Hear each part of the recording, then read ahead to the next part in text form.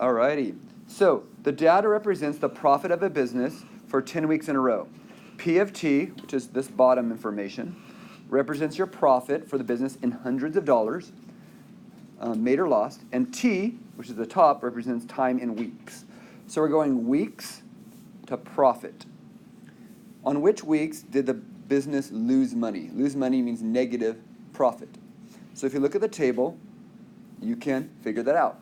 But before you even do this problem, could it help to go down here and make the graph? It can really help for some of you. Some of you can see the negative really good by the table. You know, some of you could go, oh, right there. Aren't those the two negatives? So you would go, oh, okay, that would be weeks 1 and 2. But for some of you, it might help to see a graph. So let's just start off with the graph. Even though I answered those, let's start off with this graph right here and plot all these. Now, if you look at the data here, do you understand we get a negative 72 all the way up to a 63? That's not going to fit. So we have to change our increment. So I'm going to go by 20s. So let's go by 20s here. 20, 40, 60. This would be negative 20, negative 40, negative 60. All right. So let's plot these. So as we plot these, 1 is going to be at negative 72. So negative 72 maybe right about there. It doesn't have to be a perfectly exact, especially because it's going to be very approximate. 2 is negative 25, which is right about maybe there. 3 would be at 0. That's pretty exact. 4 would be at 9, which would be maybe right there. 5 would be 8, which you can barely see that going down. 6 would be 3, which you can't really see again. 7 would be 0. Back up to 5. Then 9 is 24, which is right up here somewhere. And 10 would be at 63, which would be right up there. Now, what you should be able to see here is most important, just to see the trend of a polynomial function. That's what we want to see. You have a polynomial function through that. It looks like a cubic at this point. So let's use that or the table to keep answering these questions. On which week was the amount of money made increasing? So that's the key word, is increasing. Increasing means you made more than the week before. So where did you make more than the week before? Well, if we're at negative 72 and now we're at negative 25, did we make more than the week before? Yes, we still made negative, but isn't this a better than negative 72? Yeah, it's still better. You're increasing. Okay, so at 0, even though you made no money, you still made better than a negative.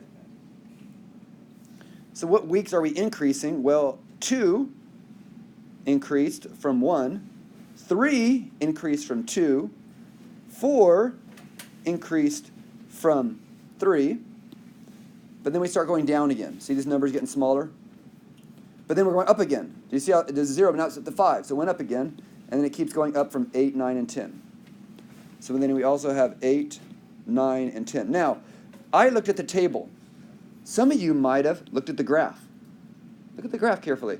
Isn't this dot above that dot?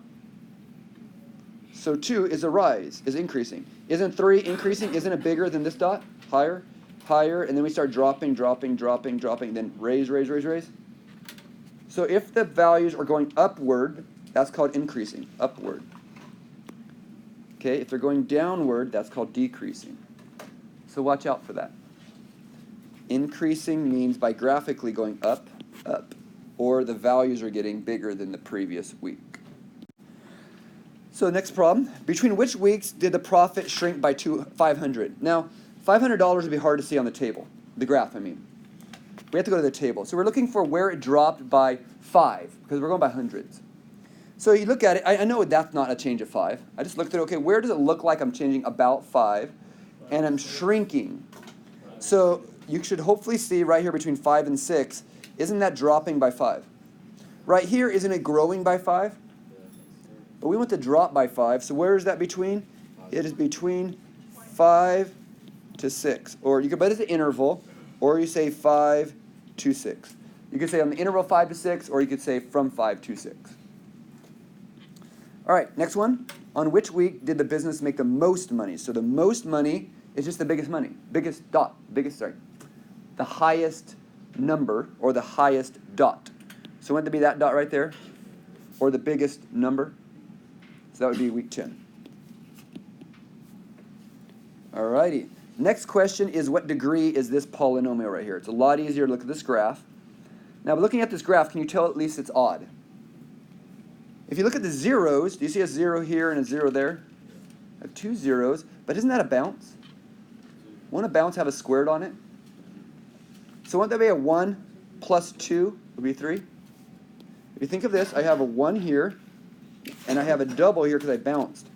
So 1 plus 2 equals 3. So this is a third degree. And that should make sense also because it's odd. So third degree makes sense. Again, because I have a 1 and a 2, 2 right there, so it'd be 3, and it has an odd look. Now to write the equation, it's going to relate to the same. Now the equation starts with P of t. Not y, it's P of t. Because that's what it says right there. Now, is this a negative in behavior on the right or a positive? Well, it's going up. So it's going to be a positive in front, so I don't need a negative right there. Now I got to put my zeros. So my zeros are 3 and 7. So 3 and 7, and it's t's. So 3 and 7.